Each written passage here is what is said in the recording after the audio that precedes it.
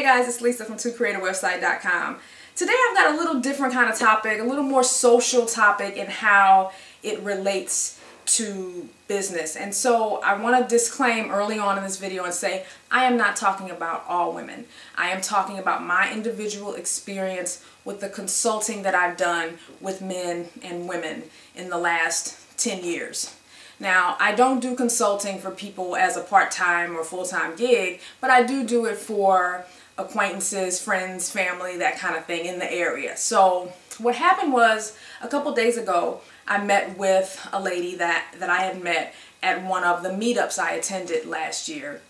It was a meetup for technology. And she's trying to, build a website and make some money.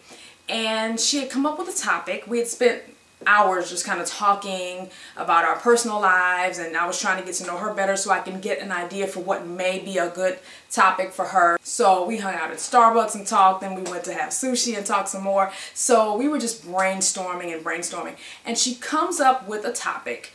And I'm not going to tell you what the topic is because I don't want to give her ideas away, but it was a topic that may be seen as a little bit controversial, which I told her can be a good thing because while everybody is talking about the same boring topic, your spin is that yours is a tad bit controversial, which I think is a good idea, especially if you're going to be a blogger and you're going to be writing about your thoughts and opinions.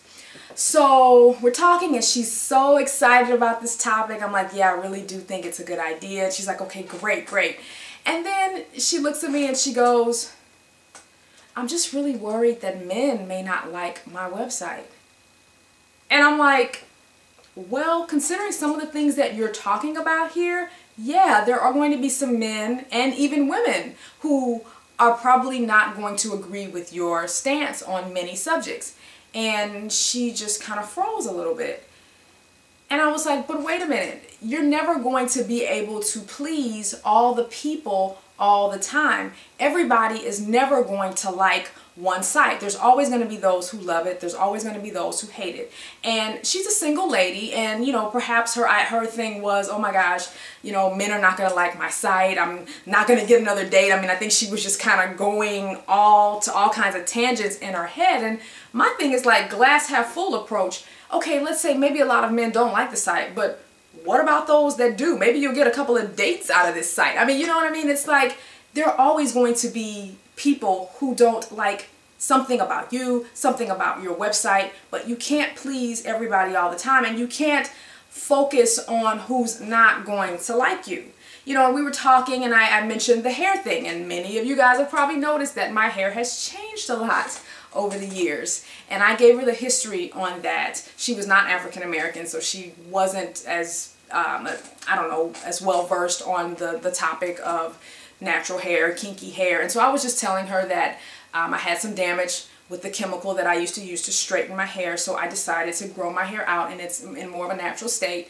And I was saying how in society a lot of people don't find kinky hair as beautiful as straight, long hair.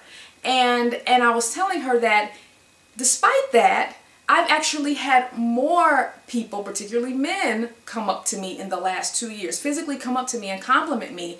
Even though many people don't like it, those that do go out of their way to pay a compliment. And so I think that's a big lesson in that, there's always going to be somebody that's not going to like your site, that's going to not like the way you look on YouTube or whatever, something physical about you or your site.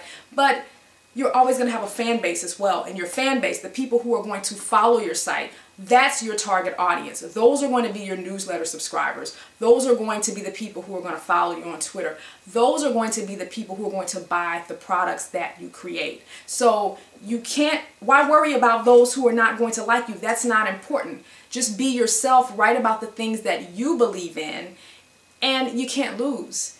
And I've consulted with men and women, probably about an even amount. And I will definitely say that that is a topic that comes up all the time with women when I'm consulting, and they're always worried about somebody not liking their content or not going on YouTube because of how they look or some type of physical aspect. And I think a lot of it is just that women, we are just more sensitive to that kind of thing. We're more sensitive to what people think of us, what men think of us, and so it's just the way that it is. But it hinders us some way, especially when it comes into business, because whatever you feel on the inside, all of that stuff flows into your personal, your business life. It's all connected. And I've definitely noticed that with women, we do tend to worry a lot about people not liking us, not accepting us. And I think that's the core thing, acceptance. So I just wanted to make this little video and say, hey, you know, you have to accept yourself, believe in your content, and don't worry about those that are not going to accept it. Because if you're doing good work, quality work,